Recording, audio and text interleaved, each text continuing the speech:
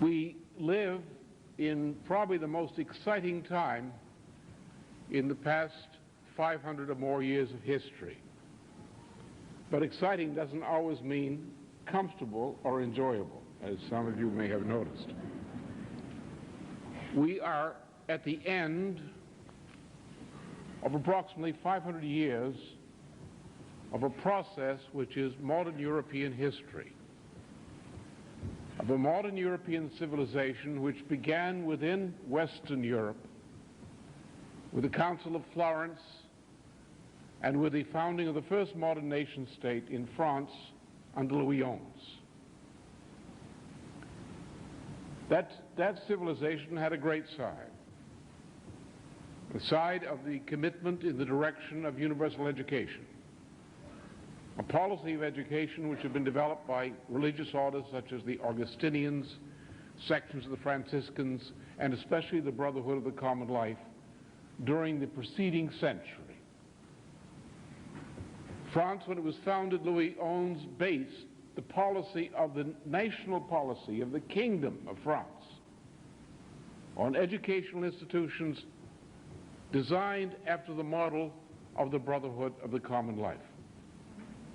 These institutions had changed society because mankind prior to that century, throughout all history, had lived predominantly in a state of immoral bestiality.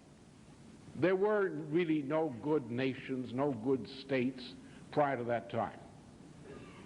All throughout humanity, men lived, 95% or more, lived in the condition of slaves, serfs, or worse, such as the worst being the victims of the Aztec rule, for example, in Mexico.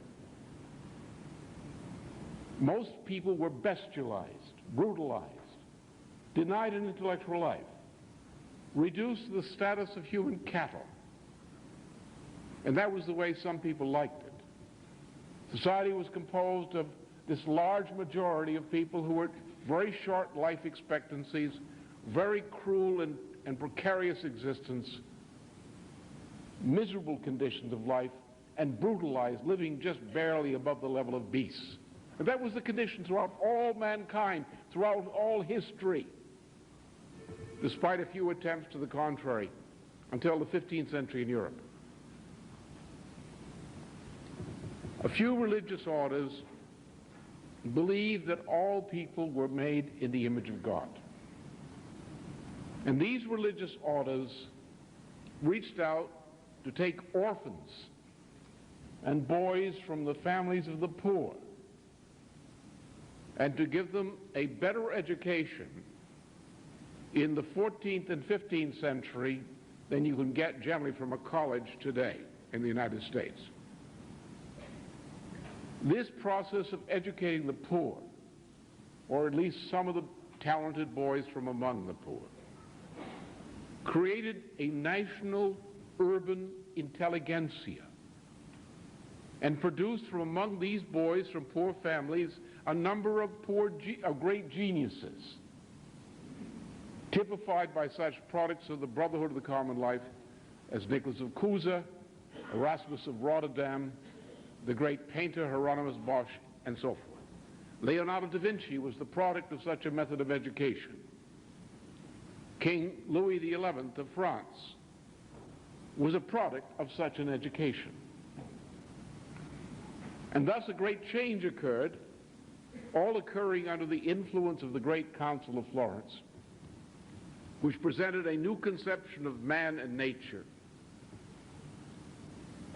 in which for the first time the nation belonged to the people, not the people to a group of oligarchs. In that time there were two kinds of oligarchs. They were a brutalized, bestial, feudal aristocracy, great dukes and counts and earls and whatnot. An oligarchy which would have a monarchy, sometimes elected and sometimes hereditary. And the monarchy was generally just about as brutish as the countryside was, and the brutal nobles who treated most human beings as human cattle, as the Physiocrat doctrine teaches to this day. And the other oligarchy was the financier oligarchy, older than sin, as old as Tyre, as old as Babylon and older. A financier oligarchy who lived by various forms of usury, traffic in human slaves, usury against farmers, usury against neighbors, the bloodsuckers of civilization, typified in the 15th century by the great maritime banking power of Venice and its network of so-called banks, the Lombard banks. And against these two forces of evil, the feudal aristocracy, and against the evil of the financier aristocracy, there was created a nation which belonged to its people, a nation whose personality was expressed in a product of the poor of that nation, especially the poor, the educated poor, the national intelligentsia. And the ratios changed. Over the subsequent centuries, under the impact of European civilization, instead of having 95% or more of the population living virtually as human cattle, a larger and larger percentile of the population became an educated, skilled, urban population. I wonder if we can get that fifth chart coming on about now, just to refer to this, in order to get the inauguration of this 5-century period, now coming to its close. The result of this process of education was to educate poor boys in the Greek classics, especially Plato. They also studied religious works in the same spirit. What the boys would do is they would be given a copy of a manuscript. There wasn't printing at that point. Printing didn't come in until the Council of Florence and its aftermath created printing. The art of printing was already known, but it was created by the aftermath of the Council of Florence. And because the freedom of mankind from serfdom, just like the freedom of the African American from slavery, began with literacy, the ability to read not just the written text, but the ability to translate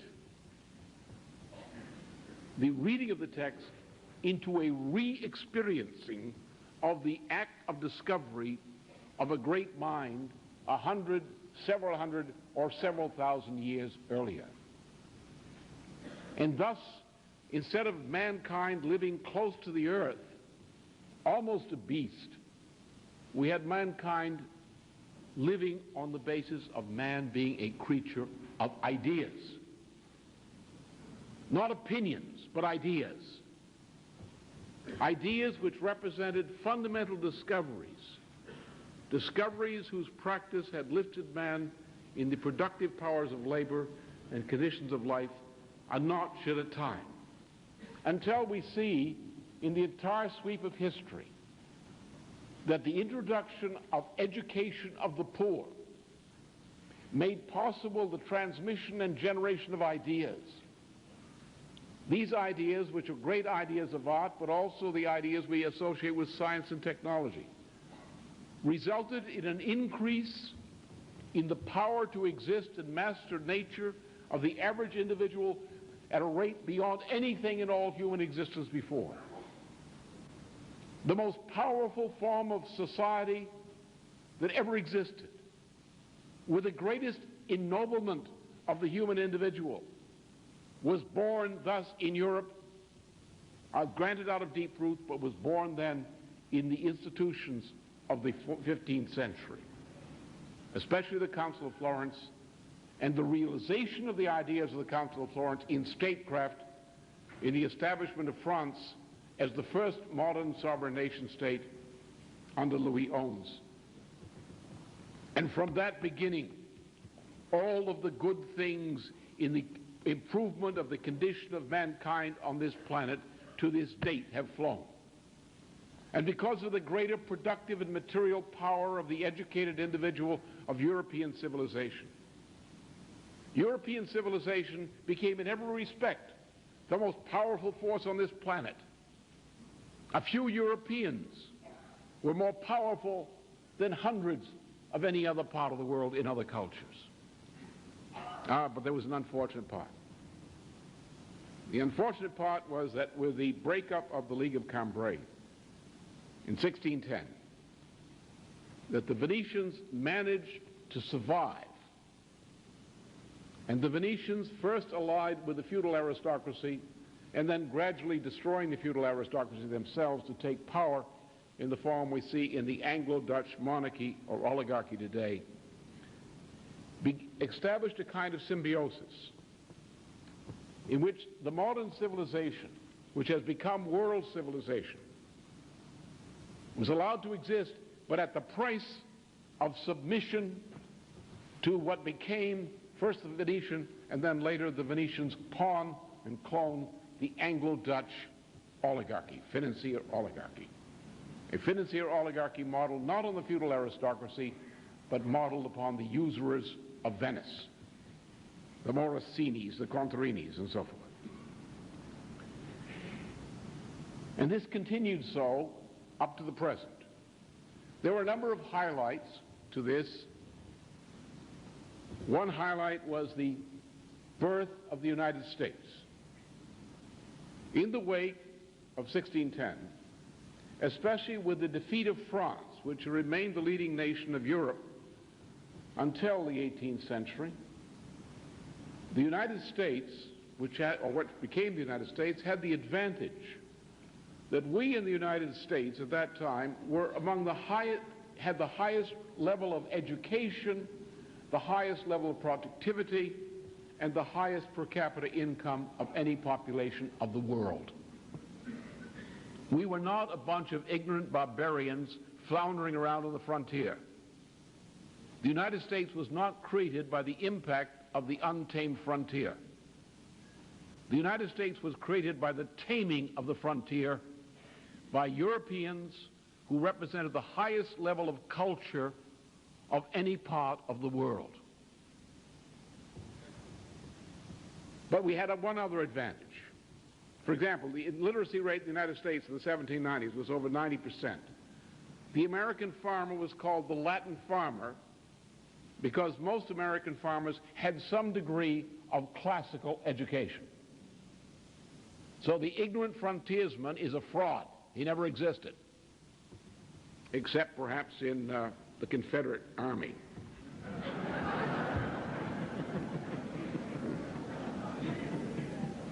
Matter of fact, it was people who admired the Confederacy who invented that myth about the ignorant frontiersman creating the United States.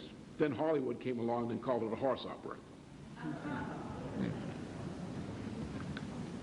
But we had another advantage. We didn't have so much pollution. Now, I'm not talking about the pollution of the environment in the physical sense. I'm talking about the people pollution. Not that we had not too many people, we didn't have enough. We didn't have the good thing was we didn't have as many dukes, kings, counts, and other riffraff as Europe.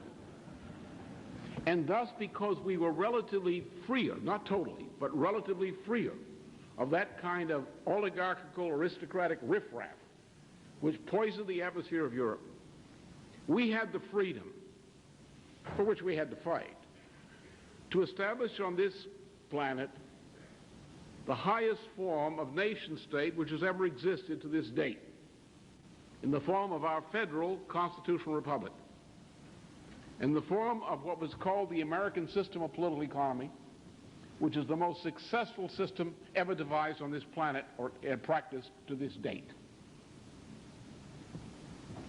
But unfortunately, because we had traitors among us, and because we got some of that corruption of the Venetian-style bankers and so forth, and people who thought like that, Harvard went from a great institution to becoming a cesspool at the beginning of this century. All the other universities were destroyed. The children of the families of Philadelphia and many other cities whose ancestors had helped to build this nation became corrupted and degenerated hulks. The Wharton School, which was founded by a great patriot of the United States, has become a sinkhole of putrefaction, intellectual putrefaction to this day. So we too in the United States, especially with the onset of two people who were great admirers of the Confederacy, Theodore Roosevelt, Theodore Roosevelt's uncle and his mentor was the famous James Bullock, the traitor who lived in London during the war, the Civil War, and who was a bulwark of the treasonous Confederate plot at that point. And he was the mentor of Teddy Roosevelt. Now, Teddy Roosevelt helped to elect another scoundrel, not a Republican scoundrel, but a Democratic scoundrel, sort of the Ambassador Robert Strauss of Houston of his time, Woodrow Wilson. It was Woodrow Wilson from the White House, a great admirer of the Confederacy and of slavery, who organized or endorsed the organization of the revival of the Ku Klux Klan in the United States while he was President of the United States. And the spread of the Ku Klux Klan to up to 2 million people in such states as Wisconsin, Minnesota, Illinois, Indiana, and so forth. The rise of the Klan in the 1920s into the 1930s was a product of the work of that great Democrat, Woodrow Wilson, who personally from the White House endorsed the film produced by Hollywood, and all the stinkers in Hollywood today were a part of that plot. That is, all the Metro-Goldwyn-Mayer, the whole kit and caboodle of them. They're all a bunch of degenerates. That stinking bunch popularized what was called the Klansman, justifying the night riding of Pike's Klan in the Carolinas. It was renamed The Birth of the Nation. It was on the money from that film, promoted by the President of the United States, Woodrow Wilson, that cesspool, that Babylon of the United States, Hollywood, was founded. So we've had a bit of corruption. Then when we couldn't get enough corruption at home, we imported it, such as Henry Kissinger. Now what's happened is that in recent times, a great change occurred in the United States. The Confederacy won. It won in 1963 with the successful assassination by British intelligence of President John Kennedy. And that's not an opinion, that's a fact. The organization which killed John Kennedy was called Permandex, a permanent industrial exposition founded in 1958. The head of Permanent Industrial Exposition was a fellow by the name of Louis Mortimer Bloomfield, a major in British intelligence, who was personnel advisor to J. Edgar Hoover for Division 5 of the FBI from about 1938 until 1963, into 1963. He was the same Hoover who received a cable from a U.S. intelligence agent by the name of Lee Harvey Oswald within 48 hours prior to the assassination of the president. And the Lee Harvey Oswald telegram to J. Edgar Hoover said there's a live assassination threat against the President of the United States currently in the Dallas-Fort Worth area. And the assassination was organized by a personal friend of J. Edgar Hoover, Major Louis Mortimer Bloomfield of Montreal. A man whose organization was kicked out of France and Switzerland because of his involvement as an assassination bureau in the attempted assassination of President Charles de Gaulle. And some of the same people in Europe who were involved in the attempt on de Gaulle were involved in some of the attempts or preparations for attempts against President Kennedy. Incidentally, at that time, President Kennedy was in active collaboration with President de Gaulle of France on economic policy developments.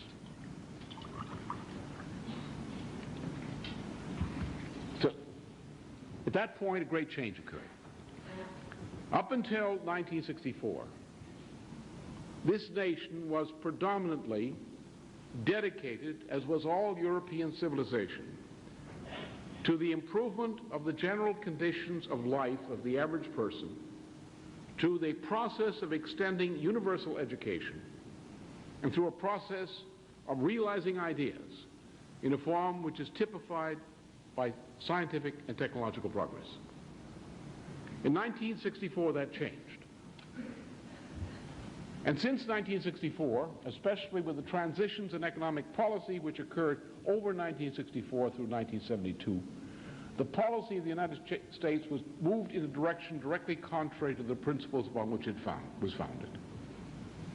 We were introduced into a rock, drug, sex counterculture, which is a completely synthetic fraud. LSD-25 imported to us and given to us by the British, funded by Americans working with British intelligence. The rock cult was invented by a Satan cult in Britain, which gave us the Beatles as one of its products. The Aleister Crowley's Satan cult. And gradually, through various modes, the morals and minds of our people began to be degenerated, and together with our policies. 1971, all semblance of economic sanity was thrown to the winds with a decision to break the Bretton Woods agreements of 1944, so forth, and to establish what is called a floating rate monetary system. Since that time, since 1967, 1970, the economy of the United States has collapsed. The average American today, if we measure their production and consumption in terms of physical products and plus health, education, and science and technology services, has half the income approximately and half the productivity today in the 90s that we had at the end of the 60s. We don't have a budget crisis in the United States as such. We're not spending too much money, we're spending too little money. What we have is a collapse of the tax revenue base.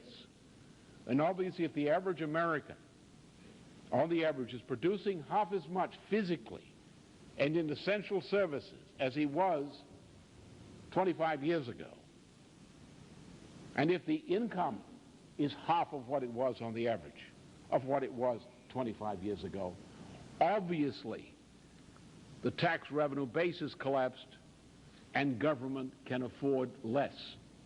So rather than changing the policy, they decide to kill off the poor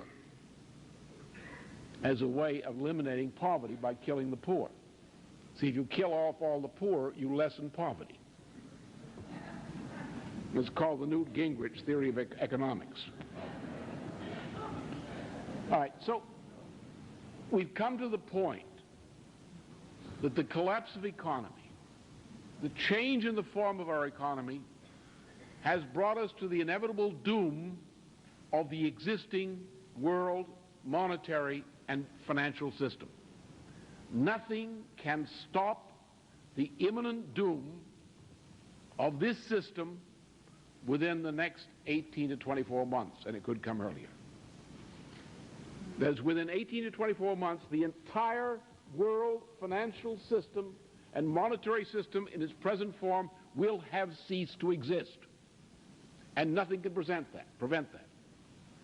The only alternatives are that the government, if it had the guts, particularly the government of the United States, could intervene to put the Federal Reserve System and the attendant banks and financial institutions into what is equivalent to a Chapter 11 bankruptcy reorganization in order to freeze the situation and put it under bankruptcy control, the government.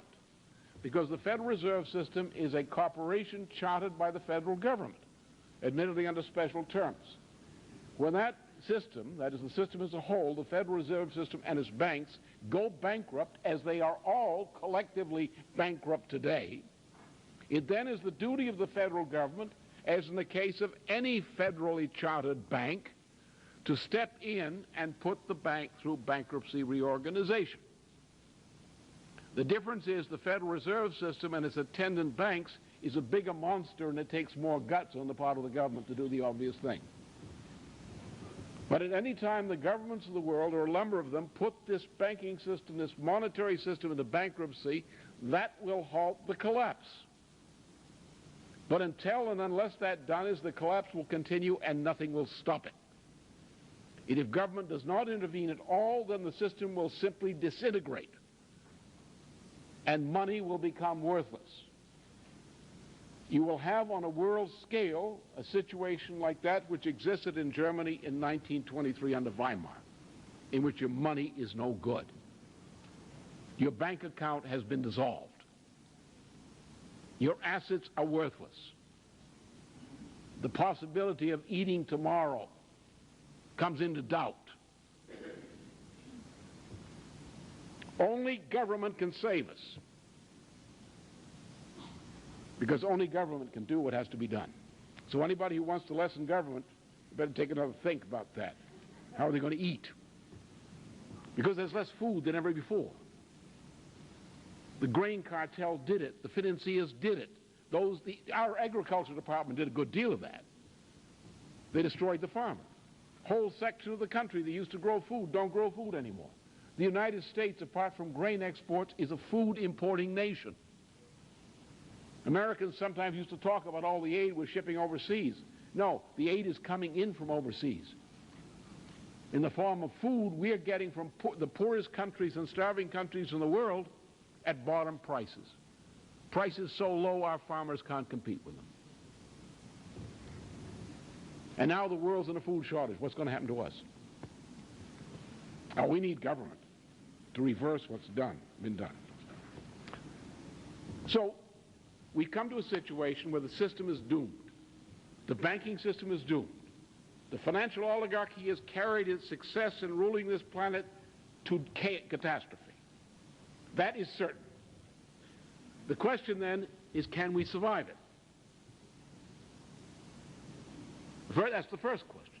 Is survival possible? Are we going into a dark age? Are we going to find this planet in the middle of the next century as reduced to a population of several hundred million people as it was in the 14th century? Largely through starvation and disease. That's what we face unless there's a solution. All right, is a solution possible? So government has to take a leading part in creating the solution. Fine, that's understood. That's also certain. But the question is, the big question, what can we do about it? Is this something which we must face by sitting back and wondering if Santa Claus is going to bring relief in the sack on Christmas time? Or is this something which we as individuals can shape? Is this something we can affect? And because, and here's where the real thing comes, if we have the power to influence the course of history as individuals, and the choice is between the doom of civilization and recovery from the grip of this crisis, then each of us has a corresponding moral responsibility to muster from within ourselves those capacities which enable us to do our part in shaping the course of civilization. Now, under that rubric, I say the question is, what kind of news is newsworthy? Because if what I'm saying is true, that you represent, as an individual person, a force which can change the course of history under conditions of crisis, then what kind of news do you need? And the kind of news you need to do your job as an individual, first to understand what's going on, what's happening to the world, and to locate yourself in such a way you can say, well, here's what it is I can do under these circumstances. On the idea that if enough of us each do our particular part, we get out of this mess. Then the only news that's worth having is news which performs those functions, which enables government, which enables you as an individual and so forth, better to understand what is happening to this planet, to understand what the developments are that are shaping the course of history, and finally to indicate to you the facts which you need to look at so that you can judge what it is that you might be able to do which can contribute to bringing about a solution, an escape from the collapse of civilization. This is no pipe dream, this is no fantasy, this is real. Now, let me refer to another phenomenon, and some of you are almost as old as I am. And somebody asked me one time, did I ever talk to Methuselah? And I had to say no. I think they were sorely disappointed. But some of you are almost as old as I am, which means, in a sense, that you were adults during the period of the Second World War. Now, most of you know something that younger people generally don't know. See, when you had about 16 million of us in the United States called into the service, anyone who was sane was called into military service in wartime. And that looked like a pretty big war back then in various parts of the world. We had a lot of people die in every neighborhood. Knew that the military training formally was actually a rehearsal for many people to go into combat area. And if you got into the combat area, or if you found the statistics, you found that you didn't actually have to get to combat to die. You could die in the rear echelons of a jeep turning over or something quite easily. Accidents. We probably had more people die on the way to war than in war. But you knew you were probably going to have to face the question of death. And here you are in this enterprise, and you're going out preparing, in effect, perhaps to die. Not for the purpose of dying, but knowing that that's the risk. And it hits you on top of that you're young. Because people, when I was young, if you were getting along in life, you would think, well, it's coming. We're mortal people, and we only live so long. But when you're young, when you're in your late teens and your early 20s, and you're called into service for a war that suddenly hits you, you didn't see it coming. And you're the one in the camp, and you're the one going through the training, you're the one they're throwing the rifle at, and you're the one that being told how to do this, how to dig a ditch here and there and so forth. And you know you could die, unless you're cuckoo. We had a few of those too. Now, and how did veterans who went through that experience react, not to death, but to the idea of dying? Well, there were three ways people reacted that I observed, and maybe other people's experience accords with that. On the one hand, you had people who would go into flight forward. They couldn't face the truth, and they would do all kinds of crazy things to try to, in a sense, run away from the thought into madness. Then you had others who turned into stone killers. They would say, life is a jungle, it's kill or be killed. And that would be the end of it. I'm going to become an animal. And I'm going to be a good animal. I'm going to survive because I'm going to be a good killer animal. Right? We had that type too.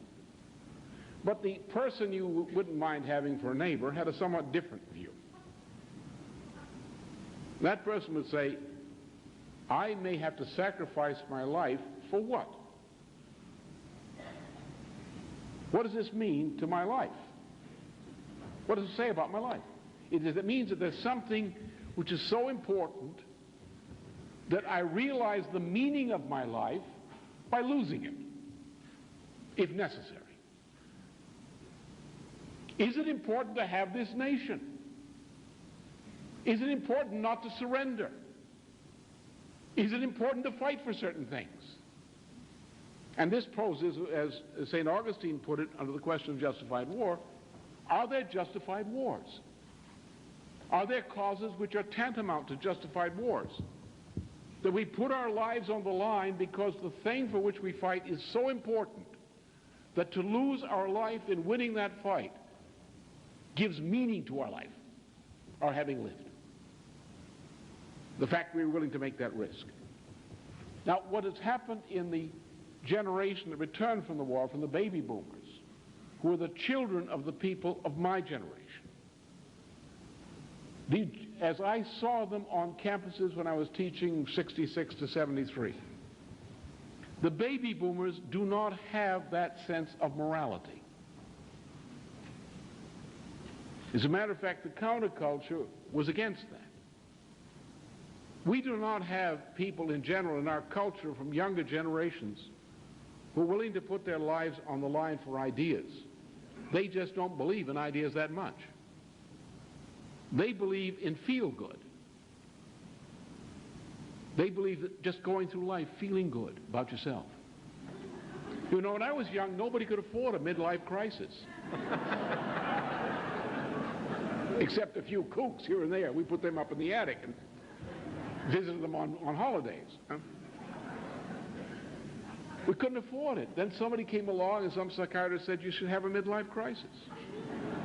And then you find grown people babysitting with a middle-aged man who said he's having a midlife crisis. There's no reason for this nonsense. But this is a part of the degeneration of our morals. And we're coming to a very difficult time. Look at the comparison. April 12, 1945, Roosevelt died. Now, I'm not going to praise Roosevelt up and down, but Roosevelt was a president, and he was a real president, unlike some other things we've had since. That is, he was concerned about the outcome of the war, not just fighting the war. He was concerned about the outcome of the war and the kind of world that represented for the world at large and for the United States, both the United States as a nation and the United States as an idea. And his big opponent on this issue was Sir Winston Churchill, or Prime Minister Winston Churchill. Prime Minister Winston Churchill was one of the more evil men of this century. Behind the list there lurked a real butcher. Now, Roosevelt died, and Churchill had some accomplices in this country. He had Stimson, a real swine. He had a fanatic Jimmy Burns. And Simpson had a stooge, a young stooge there by the name of George Bundy. And this crowd around Harriman succeeded in making that poorly prepared, shall we say, intellectually and otherwise poorly prepared Harry Truman into nothing but a stooge for Winston Churchill. And as a result of that stooge coming into power, a totally unnecessary act occurred. There's no military justification for it, and I know the facts. Some people are persuaded of the other, but they don't have any facts to back it up. There was no reason to drop those 2 atomic bombs on Japan. None at all. No military reason whatsoever. It was done to inaugurate the nuclear age. And I said, well, kill a bunch of Japs, what difference does that make? We're going to inaugurate the nuclear age. We only had 2 bombs. We had 3, but we tested one at Los Alamos. That left 2. 1 uranium bomb and 1 plutonium bomb. Little boy and fat boy. And we dropped them both on Japan. And then we had no more bombs. But we inaugurated, under Winston Churchill's order, and the order of Bertrand Russell, we inaugurated the nuclear age. What we did is we created, where Roosevelt tried to prevent that, we created a world in which the nuclear conflict between Moscow and the West shaped world politics up until 1989. We lived through an unnecessary nuclear age, an unnecessary balance of power. Roosevelt knew what the problem with Stalin was. He had no illusions about that. But Roosevelt had a conception of how to use American power in the post-war world to engage in destroying the vestiges of colonialism. All the countries that were under colonial rule of the Dutch, the French, and the British were supposed to be freed at the end of the war. When Roosevelt died, that was reversed. And the Dutch and the British and the French took back their colonies under order. So therefore, the great reservoir of goodwill, which lay waiting for us in countries which have been colonial, in giving them their freedom and opportunity for development, that was taken away. By Harry Truman, not by Harry, poor Harry didn't have the brains to know what he was doing, but by Harry the stooge. And we got into a period of folly. Then came along 1960, and my generation came into power, as typified by President Kennedy, a man of a new generation, my generation. And there came a brief spell of the Kennedy period, which included the success of the first phase of civil rights struggle. Civil rights wasn't invented then, it had been around for hundreds of years. But my generation, the returning veterans of World War II, had, despite all their faults, they had within them an understanding of this problem, and the Kennedy administration typified the fact that the American people were ready to respond, at least to that degree, to this appeal. And they did. But very soon it turned the other way. As a matter of fact, since Martin Luther King was killed, the whole thing has gone the other way, gone down all the way. There's been no improvement in the condition of life of minorities in this country on the average since that time. It's gone downhill. And since we are becoming a poorer nation, those who are poor are generally, as a group, poorer on the average than they were 25 years ago. They give them opportunities for education, but what kind of an education? The education collapses faster than you can have affirmative action, safer affirmative action, right? The quality of education is worthless. Now we have another president, Clinton. Like Roosevelt, like Kennedy, he's hated by the British, or shall we say the Anglo-Dutch oligarchy. He comes from the generation of '68, the generation of the baby boomers. He signals the coming into power in this government of the baby boomers. Who is in government? Who are the key people occupying more and more of the positions of authority in corporate America, in institutions, and in government? The baby boomers, the people of the president's generation. And this group of people are more poorly educated, more poorly qualified culturally than my generation, more poorly qualified by far than Roosevelt's generation, knowing less history, less background, less drive for science. As in the 20th century, the civilization been collapsing. But we have a president who, as things go, is good, better than the visible alternatives generally, who has done some good things, though sometimes we think not enough of them. We still represent, despite all our decay, the most powerful nation on this planet. If something is going to happen to get the world out of the mess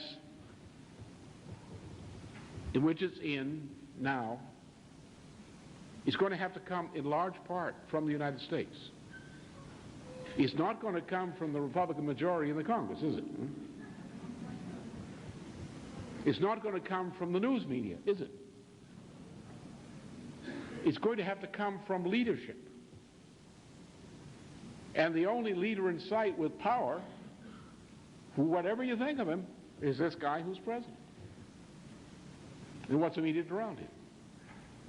So therefore, obviously, if you're going to affect the history of mankind so that your grandchildren's existence means something more than a guess, and a bad guess at that, then you're going to have to influence this process to ensure that the United States government, among other institutions on this planet, does within the next 18 to 24 months what it must do, at a minimum, to ensure civilization's survival of this great crisis through which we're going. Now let me review this same thing from a different standpoint, from a more technical standpoint. Now, some people may say this is heavy, as a gentleman down in Tuskegee said a week or so ago, but these are heavy times, and light ideas don't do any good. You've got to face the heavy ideas. Now, what's a heavy idea? You can't weigh it by the pound. What makes it heavy? Very simple.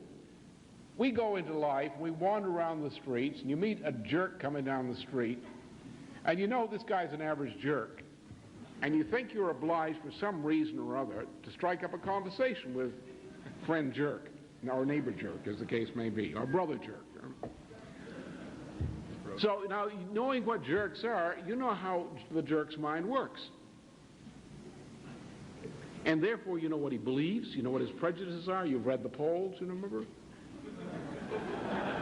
You know what the popular movies are, you know what the popular television shows are, you know what the popular books are. You know what popular opinions are up and down the street by different classes of people. You know what their prejudices are. I mean the nasty ones, not just the ordinary prejudices, but the really nasty, dirty ones. You know which ones this guy's probably carrying a load of. So you want to strike up a conversation with Brother Jerk. Well, if you want to discuss something beyond the weather, you know what the safe subjects are, don't you?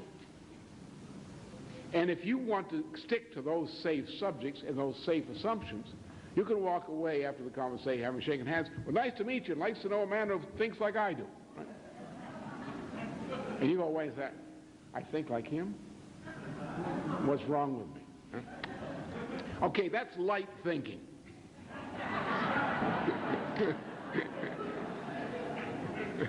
Nothing heavy about it. You want to get heavy, you say to the guy, well, what are we going to do to clean up racism in America? That gets heavy. All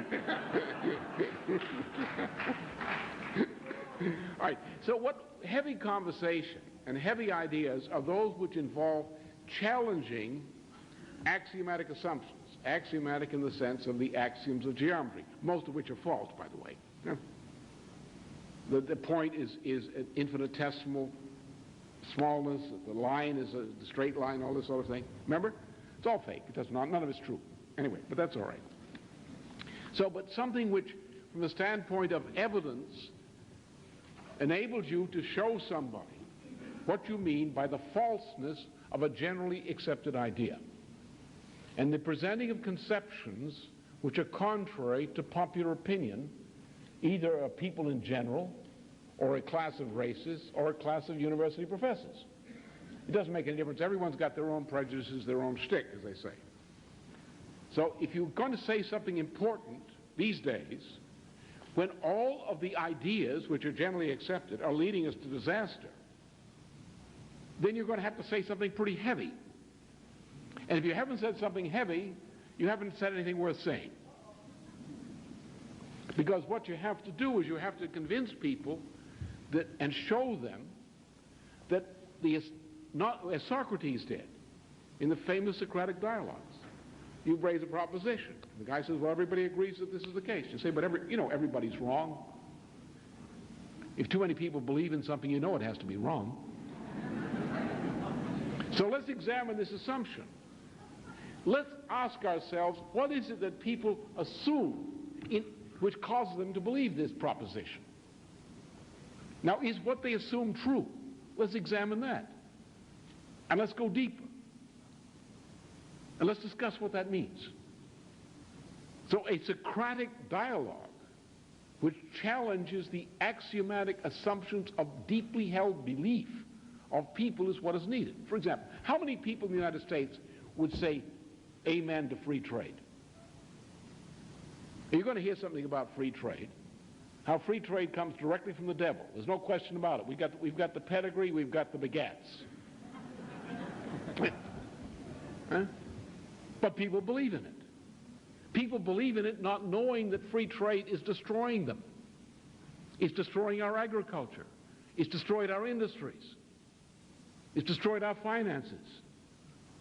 No, they've got houses that are being built here as a result of free trade in this area. You can see them. Now, the house probably has a 40 or 50-year mortgage on it, and the house might last 30 years if you don't have a 40-mile wind at any time. The houses are made of what they call chipboard, which I prefer to call flakeboard, for the obvious reason. And why do people live in that when people used to live in houses that were 50, 100 years old? May not have been looked as fancy on the outside, but they worked. Why has that happened to us? Why have our lives been ruined? Largely because of free trade, which comes directly from the devil. Why people believe it? Well, you have to go through that, don't you? You have to say, well, people who believe in free trade are obviously dupes. That's heavy, but that's necessary. Because if you can't free them from that, you can't save the nation. Because what are you going to do? You're going to say, well, the federal government has the power in a bankruptcy situation to create a currency, to set up a national bank, and to provide low-cost credit, that is at 2% on the long term, 1% on the long term, to the purpose of construction of major infrastructural projects, and that these projects will have subcontractors who will be private subcontractors, will give them credit too. And through that kind of lending by the federal government, through big government, we can revive this economy by having a policy which is based simply on creating a given number of millions of useful jobs for things we need done. And that'll work. And someone screams, no, big government. That's the wrong direction. We got to get government out. We got too much government. Problem is too much taxes, too much government. Well, if the fellow believes that, and enough people believe that, there's no hope of saving this nation or civilization. So you've got to become heavy in your conversation. Don't propitiate, don't stroke. Tell the truth. See, light conversation generally amounts to lying, doesn't it? It's otherwise known as hypocrisy, which is a nice name for lying. Tell the truth. So now we have to look at some heavy ideas here. Say, how do we understand what's happening? Well, someone says current events, how people are reacting. He says, well, some people are unhappy because they call them a thing, or they call them a this, or they call them that. We've got to change the words. We've got to change the attitudes people have toward other people. That's what we've got to do. We have this women's conference in Beijing. And I was thinking we ought to have this guy, Mashoud Abiola, the fellow who's in jail over there in Nigeria for working for the British government to destroy his own nation. Some people think that's a violation of human rights to interfere with that. And this man, I think this man sees such a folk hero with some places, he ought to go to Beijing to be one of the spokesmen for women. Well, he ought to. I mean, after all, he has about 45 wives. He is a representative of a woman, Linda Chaka, the butcher of Rwanda and Burundi. The British colonial minister, called the Overseas Development Minister. He also represents no less a woman than Her Royal Majesty herself. So, is that a woman's issue? No. I sometimes say, is Abiola a woman's issue? You got it, huh? All right. But we're so busy playing with this thing about, like, Ms. I always thought that was a misconception.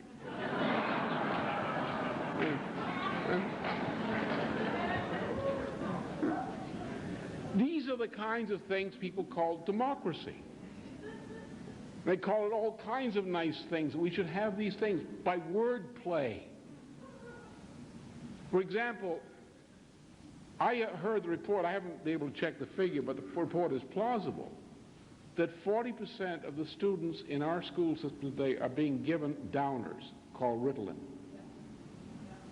And a child who happens to be bright will surely get Ritalin. What we're doing is we're dumbing down our children the same way we dumb down dogs in breeding them. People want nice, stupid dogs, so they kill all the bright ones and breed only the stupid ones. We're doing that to our children with the educational system, with Ritalin and so forth. So we've got to deal with some heavy concepts here which pertain to what is the real interest of man? What is the real interest of the human individual? What is your interest? What is my interest? We'll go back again to history, this chart I showed before. Mankind is distinct from all other kinds of creatures. Mankind is the only creature which can willfully increase the potential population density of its species. No other creature can do that. How does mankind do that? Remember, if man were an animal, man would look and be able to do about what a higher ape can do. Now, at any time in the past 2 million years condition of this planet, you could never have had a population of a man-ape in excess of several million people, individuals, not people. It would never have, and the life expectancy would have been poor, the infant mortality would have been enormous, and at the intellectual level to say nothing is terrible. So man is not an ape. Man is not an animal. By the middle of the 14th century, we had 300-odd million people on this planet. 100 times what any animal could do, any animal species of a man-ape type. We have today over 5 billion people. How is this possible? We have a higher life expectancy than we did up until the 64 period, higher demographic standards, better qualities of nutrition, greater productivity per capita than any time in human existence, all through increases in population. How was this brought about? It was brought about by things like the invention of language, which is part of this, the invention of music, the invention of what we call science and technology. It was the fostering of ideas based on science and technology and similar things which enabled mankind to do that. Now, what does this say about man? It says man is not an animal. Well, then you go to the verse 26 to 30 of Genesis, and you say man and woman were made in the image of God. So writes Moses. And there's the evidence. Man and woman are created with a potentiality which no other living creature has. This power, the power typified by the ability to develop and apply science and technology to improve the demographic characteristics, the life expectancy and so forth of populations, to improve the productive power of nature, and man actually in that effect does improve nature. Man is not pollution. Those who remove man from society are the pollution. So we have a long sweep of history which goes into and beyond the 15th century in Europe, which man is coming from a piddling few people, of very backward people, living for most of all the centuries and millennia before the 15th century, with over 90%, 95% of the population living like human cattle. And through something which came out of Western Christianity in the form of this educational program and in the form of the Council of Florence, these combined forces created a revolution which created modern society, the modern nation state. And as a result, we created the potential to meet the needs of human beings, so that we can say practically that if we were unleashed from the fetters imposed upon us by the Anglo-Dutch oligarchy, that every living human being on this planet could be promised a decent life, a meaningful life, not human chattel, not dying neglected of disease in some jungle or desert someplace, but the right and the opportunity to live with the full dignity of a human being. We could do that. We have the means available within our reach to say we can do that. Isn't that universal history? Isn't universal history man's development and utilization of ideas to realize in practice, in social practice, those things which distinguish man from the animals, that quality, that divine spark of reason, which is referred to in Genesis as man and woman made in the image of God. It's a quality which you can see behind the eyes of every newborn baby. You can see behind the eyes of every person who still retains some of their humanity in adult life. It is a quality that makes all human beings brothers and sisters. The ability to look behind the eyes of any person in any part of this planet, from any origin, and say, I see a human being. I see someone in whom is embedded this divine spark of reason, which Moses identifies as man made in the image of God. Isn't that the principle of history? Now, what's the other side of history, of universal history? The other side is we're born and we die. That in the numerousness of population and the expanse of time, our mortal existence is very brief, very small. And this comes to a point of personal wisdom. If your life is so brief, if the span of it is so small, then how should you deal with this opportunity called a mortal existence? Should you decide that you're going to have a good family and personal life in this tiny infinitesimal niche which is here today and gone tomorrow and easily forgotten. Is that your interest? Pleasure, satisfaction, security, avoiding trouble? Is that your pleasure? Is that your life? Then let the dead bury the dead, as the gospel says. But don't you have another purpose? Just think of these young boys in the Augustinian teaching orders, the orphans, the poor boys from poor families, in the Franciscan orders or in the Brotherhood of the Common Life. What are they doing? These boys are working over manuscripts. They're copying the manuscripts and they're studying, reliving the mind, the mental experience of Plato and others in these discoveries. The boys are reliving the thoughts, the mental acts of discovery of the greatest geniuses in all known human existence.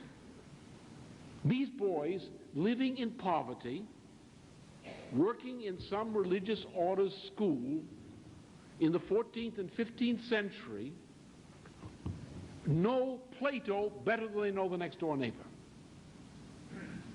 Because they know the inside of the mind, because they have relived a moment from the inside of the mind of Plato or Archimedes and so forth. Thus, these boys have a direct relationship across thousands of years. They also know things from unknown generations. Think language. We know that the first good astronomy, a solar astronomical calendar that we've known to us today, was developed between the 6th and 4th millennia BC in Central Asia. Now, these people made wonderful discoveries. Why do we know about that? Because the people used poetry, a very advanced type of strophic poetry. There was no written language at that time. These things came down to us because of a very ingenious development called poetry.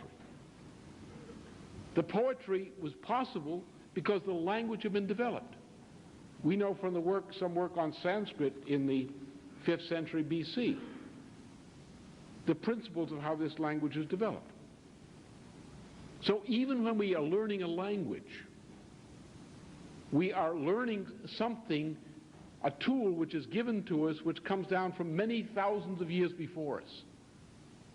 A person who is educated in these things has a mind which is in touch with humanity way back, which is affecting the outcome of the work of what people did thousands of years ago. Somebody made a discovery thousands of years ago, and you today help to realize the benefit of that discovery, which has never been realized before. You are changing the past by changing the outcome of the past.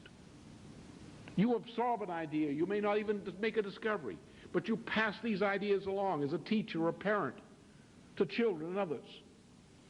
You transmit these ideas to future generations. Suddenly your reach, your existence is enormous. You live with the past. You live with the future. And if someone says, why are you born, why you live? Well, I don't know exactly why, but I know I discovered a mission and I have performed it. I have used this brief speck of existence and I've used it well.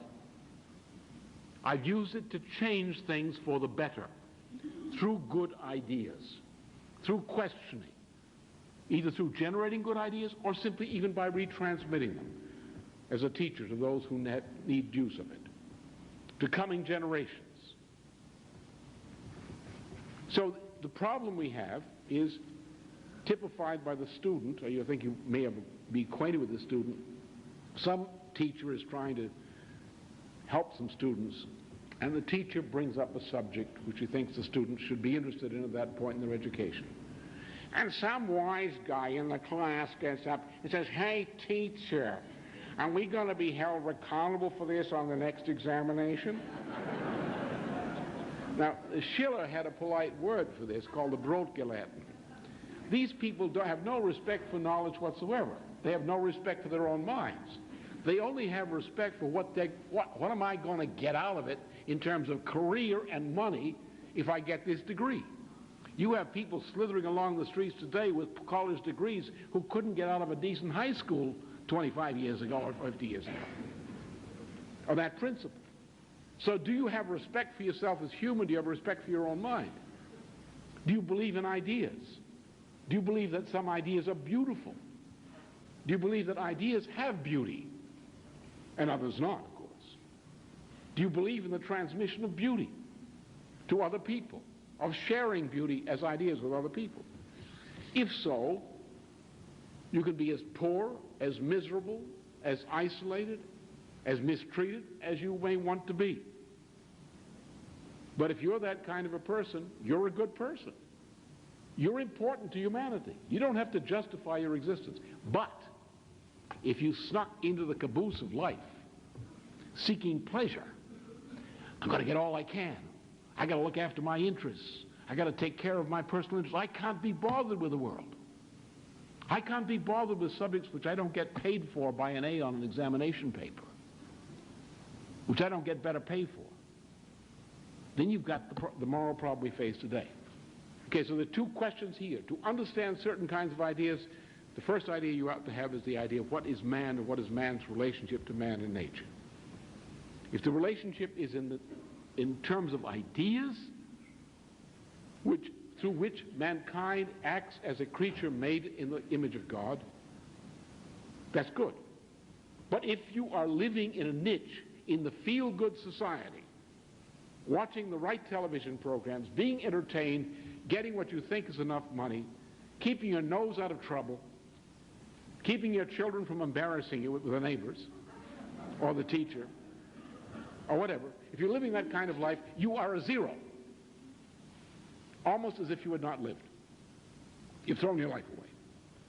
So it is that understanding which, apart from the knuckle dragger or the flight forward freak, which distinguished the real soldier in World War II.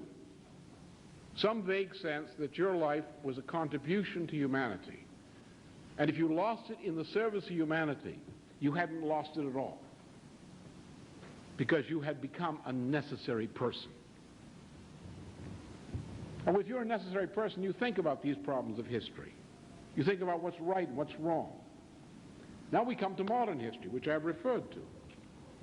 Modern history, that began in Florence, in France, over 500 years ago. What has become modern history began in about 1610 AD, with the breakup of the League of Cambrai, since which time all the planetary civilization has been embroiled between a force between good and evil. Good being us and evil being them. Evil being this financier oligarchy, which is the Anglo-Dutch oligarchy today, the thing that dominates the world today. Let's start with the chart 1 through 4b, and just put these on. You have these just to indicate. Now, many people say, why do you attack the British all the time? I said, well, you know, if you know how old I am, that George Washington and Ben Franklin and I have always felt this way. But if you look at the British as not the British people, the British, you know, there was Jonathan Swift wrote a book which is called Gulliver's Travels. And toward the end of the book, you'll find a story about a voyage to the land of the Houyhnhnms. And in this country where this Lemuel Gulliver landed and escaped from finally, the place was ruled by horses. And one suspects perhaps the rear ends of the horses. These were called the Houyhnhnms. And in this same land, where the rear ends of horses ruled, you had something that looked like creatures and behaved like baboons. These were called the Yahoos, sort of like a Phil Graham, political rally, or Newt Gingrich birthday party or something like that. Right? So what you had is you had the rear ends of the horses, of course, were the British ruling aristocracy, and the Yahoos were the British people in general. That is, the British have reduced the population of Britain, except for a few lackeys and professional people in between, largely to a bunch of brutish, illiterate yahoos. And the same process has been going on in the United States. So real Britain is not the British people. Don't talk about the United Kingdom. That's all mythology, fairy stories, in more senses than one sometimes. But the Anglo-Dutch oligarchy, which was created by a fellow called Paolo Sarpi and his followers, a Venetian, is a cloning, shall we say, of the Venetian oligarchy. Now, this Venetian oligarchy, if you include those forces in the United States which are biologically and otherwise closely allied with the oligarchy of the Anglo-Dutch oligarchy and Swiss oligarchy, such as Cargill Corporation, ADM. These are really British firms, not American, even though they're nominally American. And you look and you say, what does life on this planet depend on just in terms of natural resources? Well, you have food. Well, most of the world's movable food supply, at a time of the greatest shortage of food in the post-war period, is controlled by a cartel, which we'll come to here, which is actually controlled from London, the Dutch, and Switzerland, including Cargill and ADM in the United States, which have controlled the Department of Agriculture for all these years. You want to talk about corruption? That's corruption. Right. Then you take metals, petroleum, coal, natural gas, all kinds of raw materials, precious metals, iron, steel. Who controls these? Well, look at your charts. Again and again, it's the London-based cartel. So are the British unimportant? Is the British, which together with the Mobil system in the United States, the Standard Oil system in the United States, which is an extension of the British, the London marketing cartel is what used to be called the Seven Sisters, which controls the bulk of the world's petroleum. The London Metals Exchange controls the bulk of the world's strategic minerals. The London this and the London that control this and that. So the great control of the life and death of the people of this planet has been locked up in the hands of a few dirty oligarchs. You'll hear more about that from a panel later on.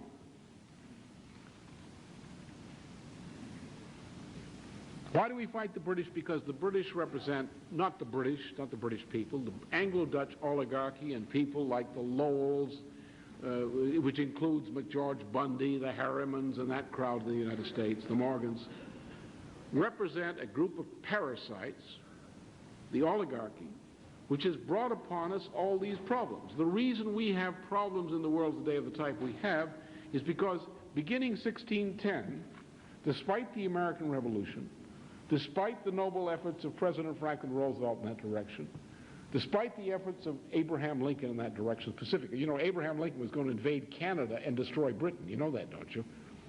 He knew. He understood the problem. That's why they killed him. Kennedy was beginning to understand the problem. That's why they killed him. They threatened to kill Clinton. They threatened to kill Jacques Chirac, the president of France.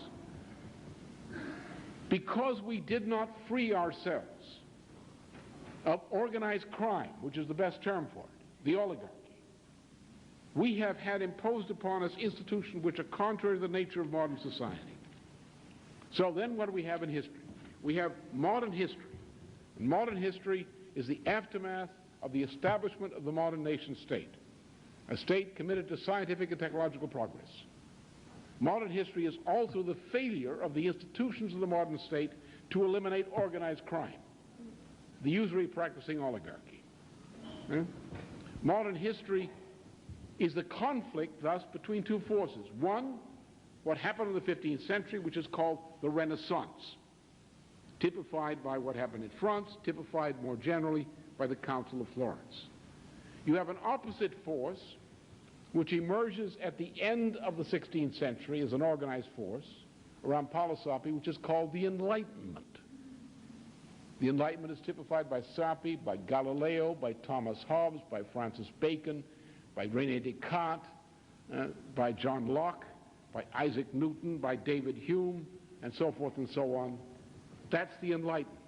That's the enemy. That's the intellectual force created by the oligarchy to undermine the ideas upon which the Renaissance is based. And that is modern history. The struggle on this planet between two opposing forces locked into the most powerful form of society which existed, modern society. Good and evil locked in struggle. One, the good, the Renaissance, the modern nation state, the development of universal education, so forth. On the other side, seeking to perpetuate the old oligarchical order which had given us slavery and so forth before. Now it's come to the point, since 1964, that the oligarchical forces moved to destroy and try to eliminate what we represented. That is, those of us who represented the Renaissance, those of us who represented the American Revolution. The result of that has been a collapse of civilization, a collapse of the economy through post-industrial this and that, neo-Malthusianism and what? And neo-colonialism in various forms. The result of that, the entire shebang, the whole world monetary, financial system, and also, if we allow it, the economic system, is about to be crushed in the greatest dark age in all human history, unless we stop it. That is modern history. Current history is what has happened in the post-war period when we took the wrong turn, where we could have resolved the problem and we didn't do it. We are now at the point of current crisis, and here we sit. What is inevitable is the collapse of the system. What is inevitable is the conflict between us and what the British monarchy represents. We must win that war. If we do not, we're doomed.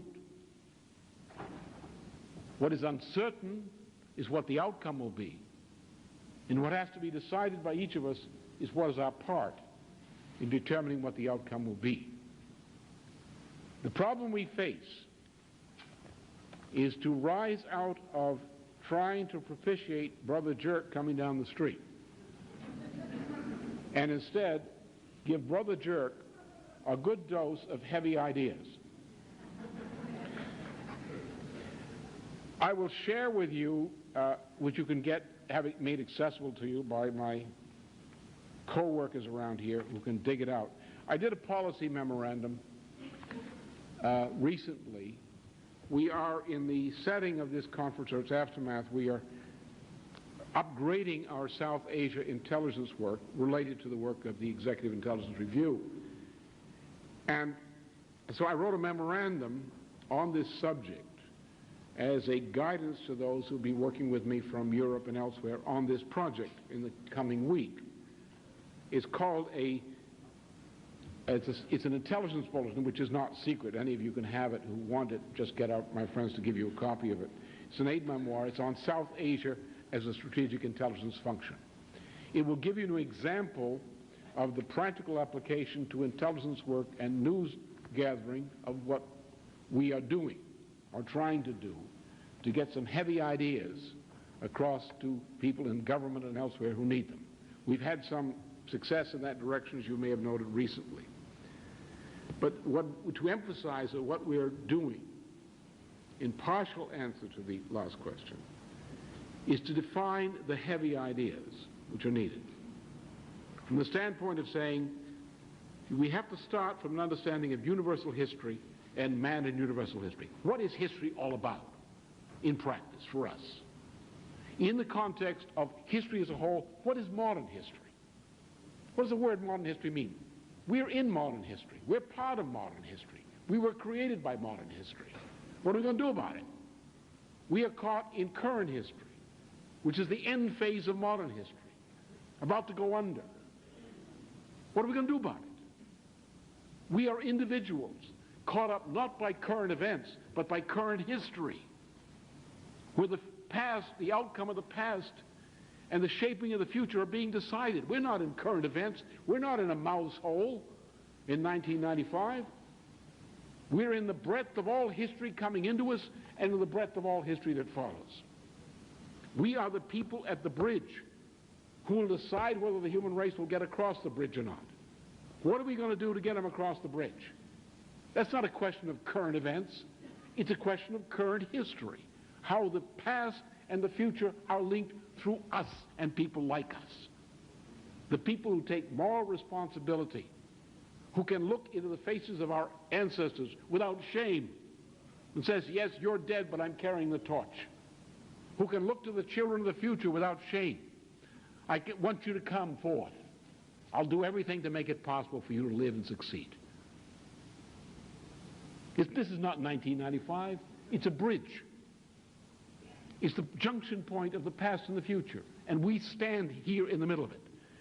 My job and our job as an institution is to get out the ideas which enable people who are good people, that is, people willing to be good, to devote their lives to good, to make their lives meaningful, to give them the ideas, the knowledge they need to situate themselves in current history, in modern history, in universal history, and in the current process of history linking the present and the future. As individual persons who each can find through their own devices where they stand, what is appropriate for them to do to help the process of spreading the ideas which will ensure that out of past history at this junction points comes the possibility of an acceptable form of future history. Thank you.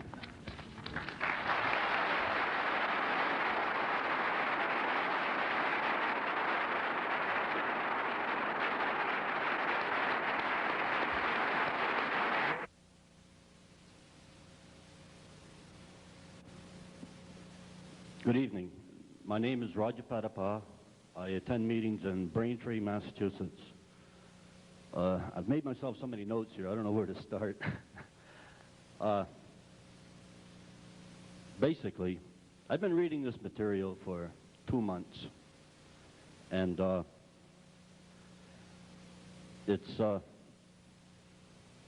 getting the feeling that one thing I'm very uncomfortable with is I can't yet sit down at a coffee counter and speak about Lyndon LaRouche. And I understand you people are collecting and spending about $2 million a month. And I've heard from other people attending meetings, why are they not reaching more people? I like to talk about all these things at coffee counters, you know? And I don't like to see people hurrying up, paying for the cup of coffee and getting away from me, you know? It's really, I don't know. I've been asking questions this weekend here. All this information is very informative, you know? I've been asking questions about this, and I made a proposal in Braintree a couple of weeks ago, and I've been asking questions about it here, and I'm getting, well, maybe it's a good idea. I've been getting, it'll never happen. We really should do this. So I guess this is where to ask the question. And basically, I don't agree. Right now, at this stage we're at now, we have a primary election coming up very soon. We have a presidential election in a little bit more than a year, 14 months about. Well, I understand Mr. LaRouche is supposed to go on a tube before too long, and I would like to see something that we could do to get people to know who Mr. LaRouche is, what he stands for, you know, before he goes on a tube, because I understand that this is something we're trying to do, but yet I don't hear this at coffee counters. I just, you know, it's not getting through somehow, you know, and it bothers me. So I think we have this general consensus here is that we're trying to reach that one person in 1,000. And I think that time has passed. I think you have that one person in every 1,000. I think we're all sitting here. You've collected us, okay? Now, it's time to use us and go after that 999, you know? We need to go after the voting public, the people that vote. You can stand on a street corner and you can pass leaflets out to 1,000 people and probably half those people don't even vote. And in this next year, you know, you have it right up here, the year of decision. And if you keep reaching people that don't vote, they're not going to be part of that decision. And I think there should be heavy concentration on other chapters of other organizations, you know.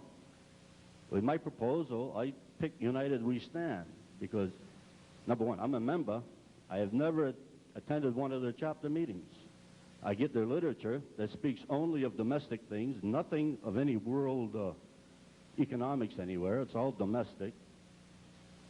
But I feel there's a lot of people out there who have been let down by Mr. Perot, and they're like us. They want to preserve the good things of America and regain the things we've lost.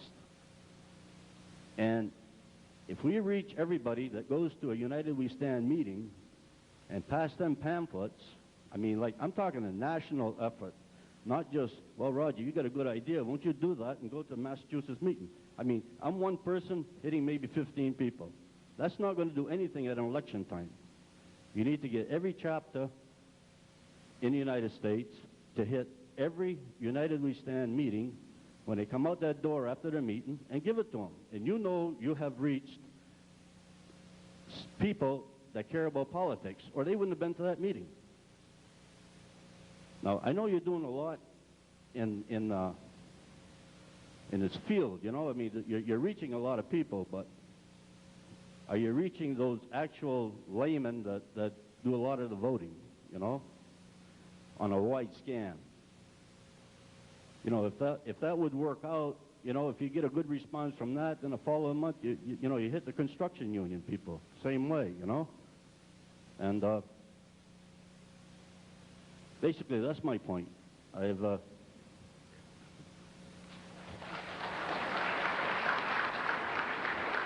Well, there is a problem and there is no problem in that question. I understand this keeps coming up all the time, all around chapter meetings all over the country.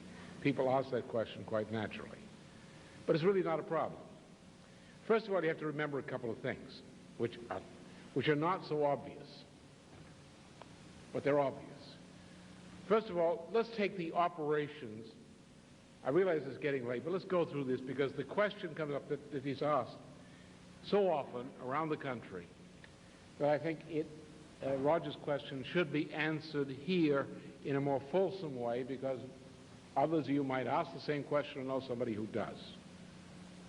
And it's probably good that I answer it. All right, now, let's go at the legal history of the operations against us. The first open target of operations against us was this gentleman, Tony Pappan, in which a 1969 leaflet issued by the FBI in the name of an organization which became the Weatherman Terrorists, produced by the FBI. Then in 1973, there's a document from the FBI, a document which is primarily produced by the New York office of the Federal Bureau of Investigation, a document which shows that it was written and shared constantly with the Washington headquarters of the FBI. The document pertains to the FBI using its control over the Communist Party USA leadership to persuade the Communist Party USA that my personal elimination would solve its problems. And during the month of December and into January of 1973-74, an abortive such operation was run with the coordination of communist and other agencies and MI5 in Britain. So in 1973, considering the limited influence we had then, but it was significant, the government of the United States decided that I should be physically eliminated. Hoover was dead. But from FBI hindquarters in Washington, D.C., the order to kill me was out. And they tried and failed. From 1974, from that point on, through 1976-77, the FBI continued to run the largest scale operation against us, against any political organization in the United States. In 1982, I'll give you the picture. Or start with 1981. In December of 1981, I was approached by representatives of the U.S. government and asked to set up an exploratory back-channel discussion with the Soviet government. And I proposed to those who made the recommendation, it came from a gentleman known to me in a certain institution in the U.S. government, that I would be willing to do so on general interest, provided that nobody disagreed with my proposing what I had presented as part of my election campaign as a discussion point for the exploratory talks. It was agreed that I should do so. From February of 1982 through February of 1983, when the final meeting that I had actually with the Soviet gentleman occurred in Washington, I was engaged constantly in continuing back-channel discussion with the Soviet government at the highest level. The subject of that discussion was chiefly my proposal for what became known as the SDI. The SDI came from me and from no one else. I was the sole originator of what became known as the SDI. After it was announced, there were changes made in the policy over the course of the summer of 1983. But what President Reagan announced on March 23rd, 1983 was directly my policy and nothing else. There was no other author in the process. And this came as the President telling the Soviet government, among others, officially repeating exactly what I had outlined to them, and thus confirming that my back-channel discussion with them was something to which he was referring in making his proposal. Now, in the meantime, two things had happened of great significance. Number one, at the beginning of 1982, I had indicated that certain changes in policy which were made on the debt question by the U.S. government and others was going to create a debt crisis in the Western Hemisphere.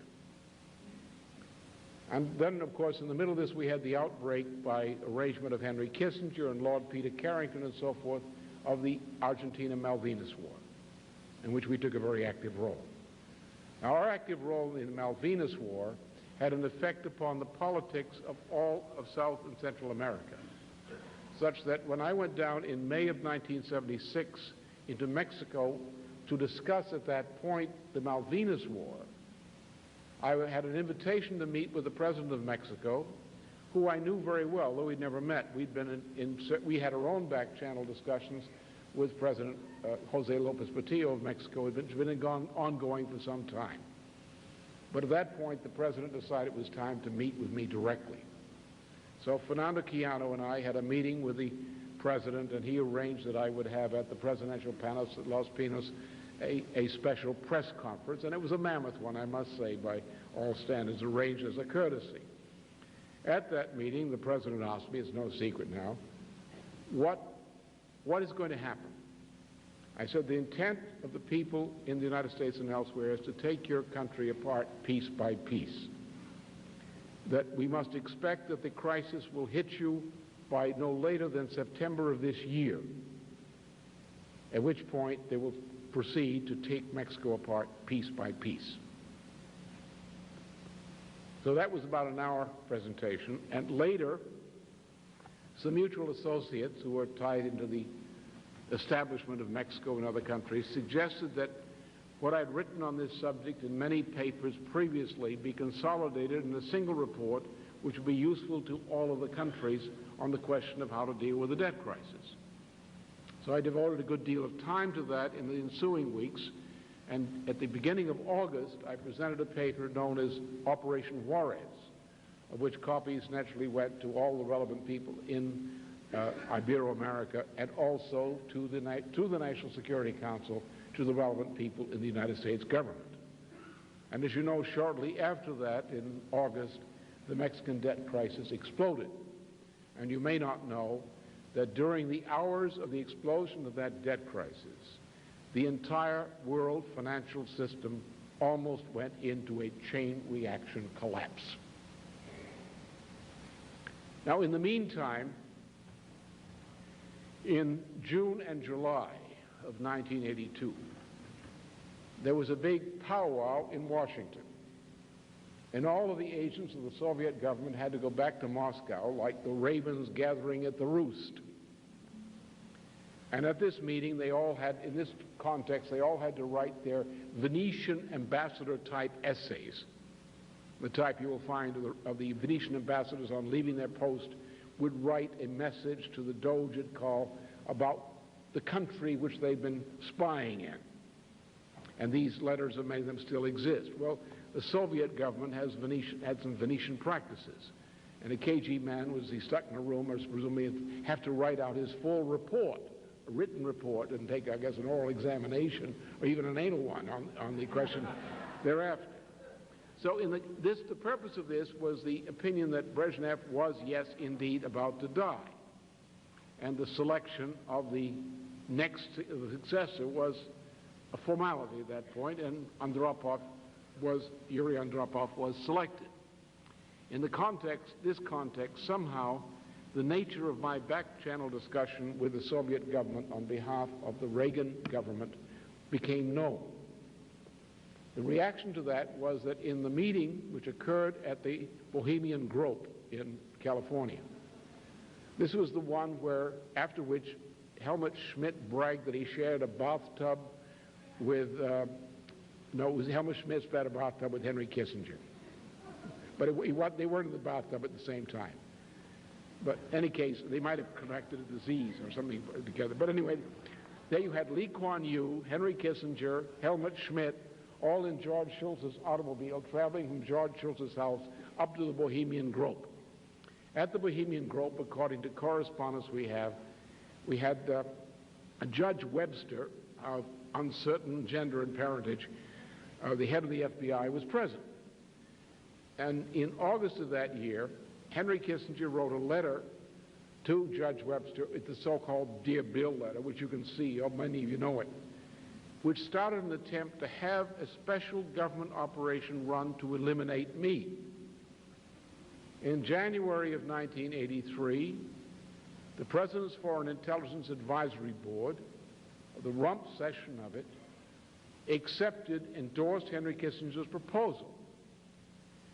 This resolution, which carries the weight of Executive Order 12333, was then transmitted to Judge Webster, who had previously declined to get an operation in place against me, who now started one.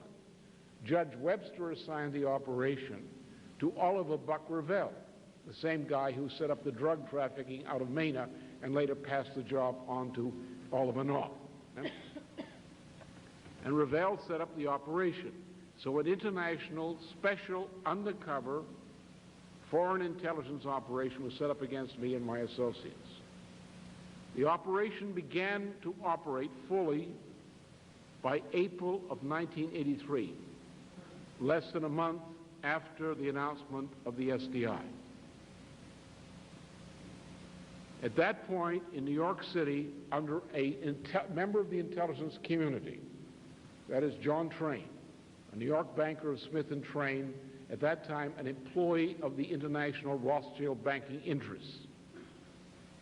The man who had been together with the Goldschmidts and Stephen Spender in running the CIA British intelligence encounter operation in Paris during the 1950s.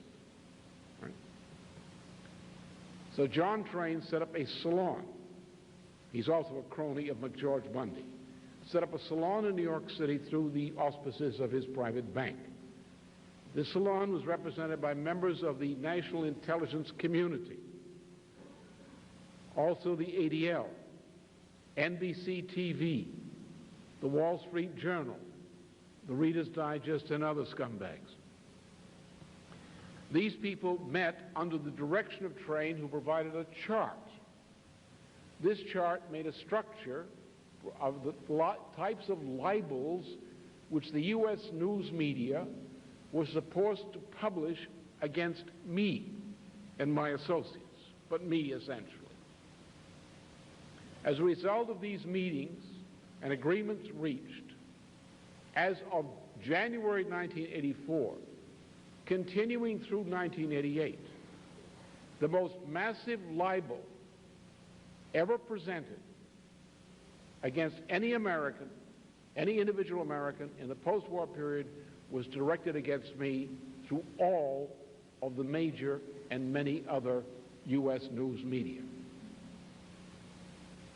This extended into Western Europe.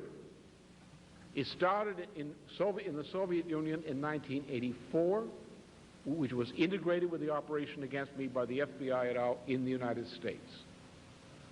From the accession of Gorbachev to the position of General Secretary in Moscow through 1988, especially in 1986, the most massive Soviet-featured attack by all leading Soviet press against any foreigner, individual, was targeted against me, especially during the months from July into October of 1986. So anyone who tells you that they don't know who I am in the United States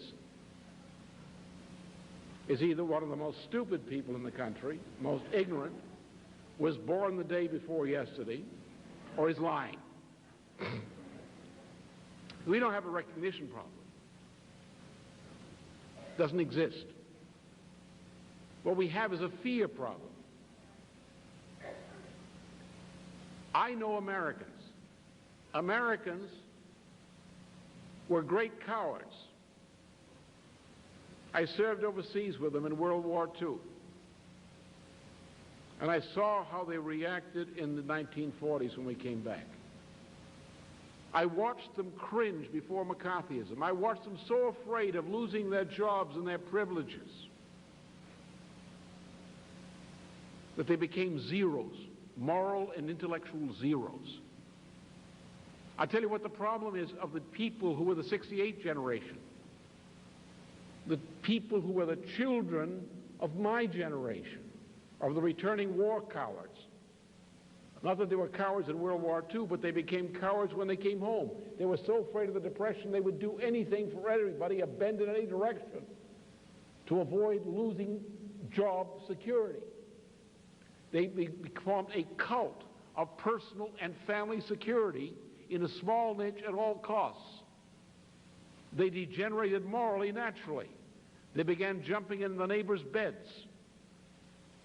In order to deal with their children, they stuffed them with toys on the new boob tube, the new Satan's one-eyed babysitter, the television tube. And what do we call it? Looney something or other they used to have there on for the kids on the Looney Tunes. Huh? We had a great number of people called the 1968 generation who were suckled on Looney Tunes, their babysitter. The famous electronic wet nurse of 1950s America. Now, I met these kids on the campus. I happen to know their parents, not individually, but as types. And I saw the faults, the immoral shallowness of these people who had been privileged, who had been pampered with too many toys, given on too many impulses, by parents who were jumping in their neighbors' beds, who were cowards, who were obsessed with personal and family security above all other things, who were totally immoral about things going on around them because they didn't wish to become involved unless you found a consensus of people, a protective consensus of majority which is committed to a policy, they wouldn't move. And that's the problem of Americans. We are dealing with a people today, look at them. How did Americans degenerate? Americans degenerated by retreat into personal and family values, into niche morality, into feel-good morality. I am a self-righteous moral person, therefore I feel good about me. The great crimes of omissions do not occur to them. They go around with a Tavistockian half smile, a grin on their face, I feel good about me.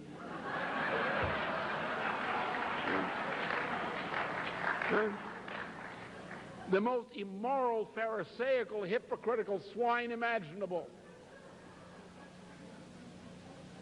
Now you go up and tell them that if you seem to talk favorably about a guy called LaRouche, you could get in a lot of trouble with the FBI and other people. Who's LaRouche?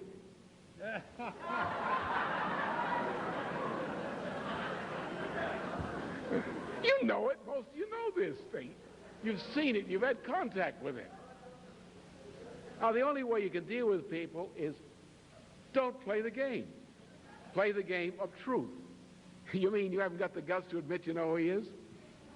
You're afraid somebody will come up and bite you in the rear end or ankles? You say you know who he is? Now, most people don't know who I am. They know that there's someone that the enemy hates. Every American, if you say, do you think the Queen of England pushes drugs? You want to, right? Who doesn't know the Queen of England pushes drugs? I never said it, but I wish I had.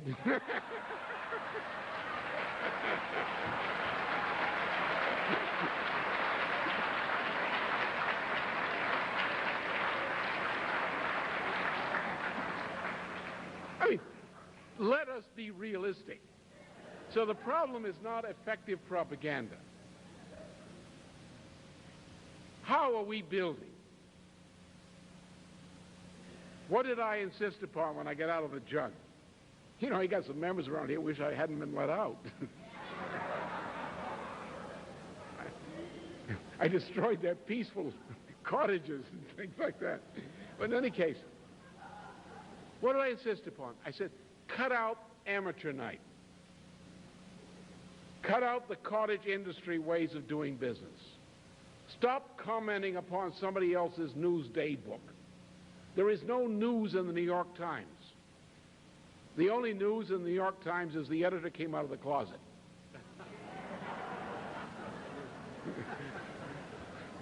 Otherwise, there's no news. The Washington Post? You're kidding me? The Washington Times?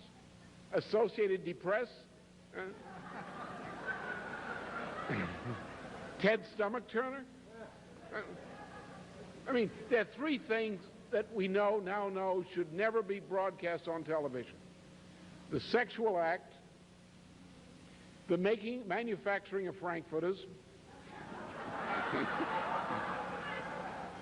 and a criminal trial.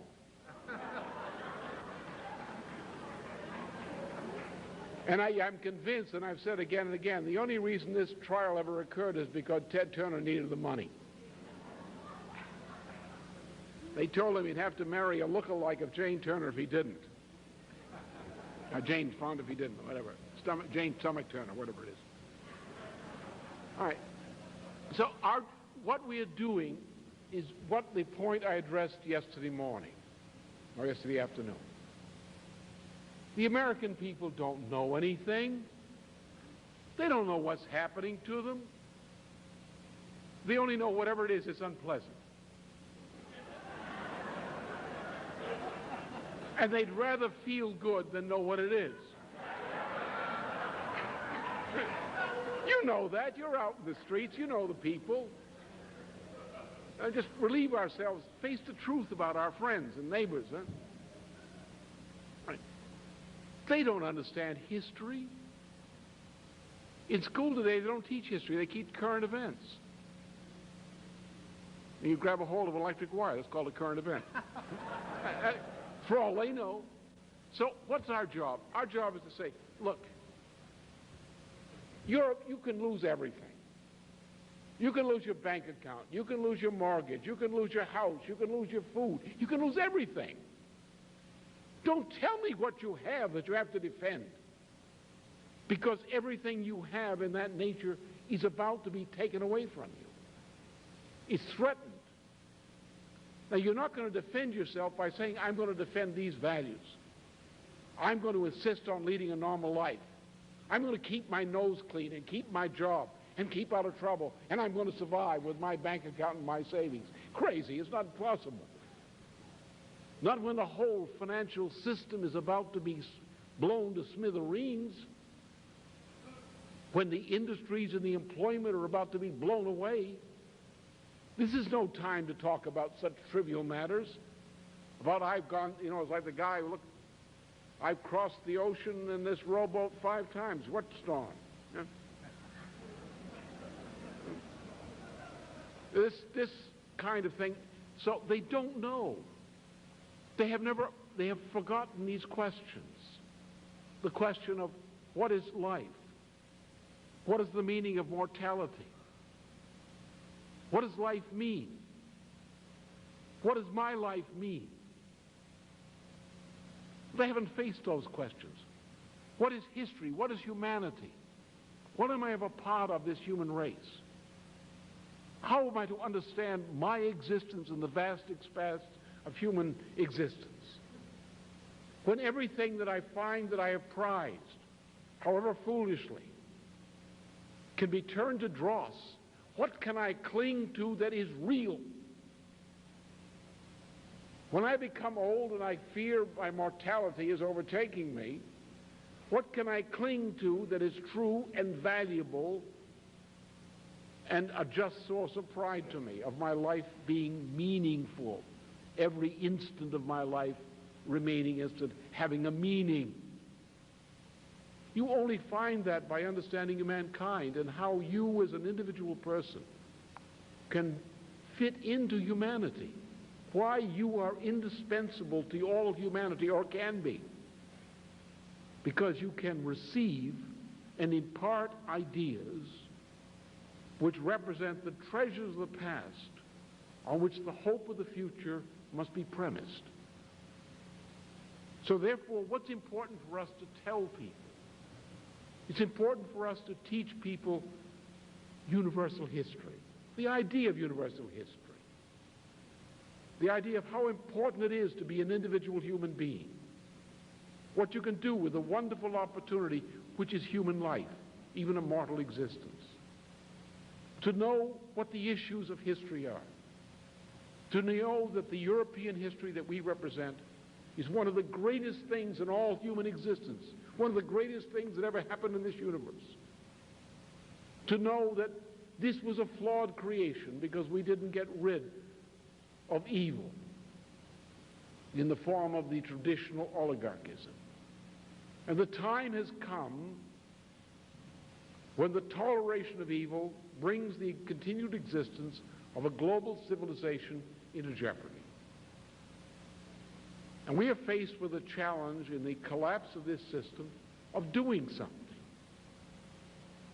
Something, even if it takes our life to do it, which means that we will make a transition from a dying past into a living future for our children, for those who come after us. An action in which any of us can take great, profound pride and say, yes, my life is meaningful. It was right that I should have been born and lived because my life has been necessary in this degree. I had to have lived in order to address this problem.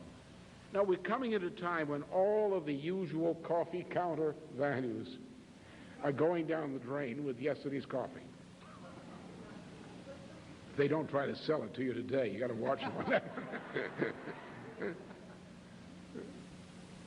In that time of crisis, we have to represent the body of ideas which address the heavy questions, the heavy ideas, not the light conversation at the counter, but the heavy ideas. And that's what makes the difference. We are coming into a period whereas probably this fall, the perception of our importance on this planet will be greatly increased. We were never, in the past 25 years, we were never unimportant in the minds of the enemy, and never unimportant in the minds of many people with whom we had dealings. I'm probably today one of the most important Americans in Russia, more than most people could imagine, and in similar parts of the world, similar things in other parts of the world. So we don't have a problem. We have a problem in the fact of the fear within the population, and especially the tendency of the population to be enslaved by the news media. We make that worse when we try to propitiate the population by limiting the topics of our discussion with them to topics which are in the news media. Because then we're commenting upon the lies, which may be truthful, but wouldn't it be better to tell the people the truth, which the news media never mentions? For example, everything said about what's happened in the Balkans, generally in the news media, is a lie. A simple, straightforward lie. Do you want to comment upon the lie, except to say, well, that's a lie? As most things in the news media are lies. But this, people say, what can I depend upon? You have people tell you, well, I have my opinion. I'm a well-informed person. What do you mean you're a well-informed person? Well, I read the news. I watch television. I read the right magazines. I read the newspapers. I even get the New York Times. I'm well-informed. No, I say you're very well misinformed. And if your opinions are premised on that, your opinions aren't worth much. You have to tell the people what the news is, that the financial system is collapsing. Look at the ridiculousness of this. The big financiers are taking their private money, they're taking it out of the financial markets as such, and they're going into precious metals, into strategic minerals, into food speculation in anticipation of a world food shortage. They're doing all these things. And you sucker, want to believe the Wall Street Journal that the market is rising and everything is good? Which is what the press is telling you? Now, our job is to get the news across to people. We don't have to worry about people. Don't worry too much about their opinions. They're often wrong. They're usually wrong. They're cowardly. But nonetheless, we love them and we're trying to save them. In the time of crisis, as things crumble, keep a steady hand and a steady voice. They'll respond. They're beginning to respond. Don't worry about it. It's a difficult problem. We'll do the best we can. We're going to do very well. And we don't have to win. All we have to do is have our cause win, however that occurs.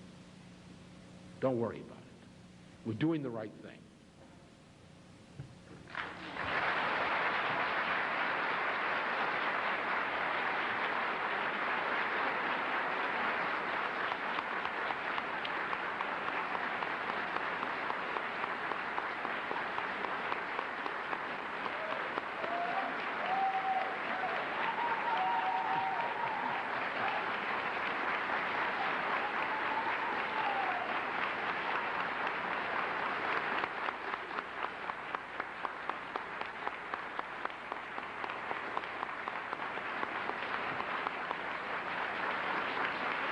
So that'll be the last Q&A. I'm just going to make announcements. Okay?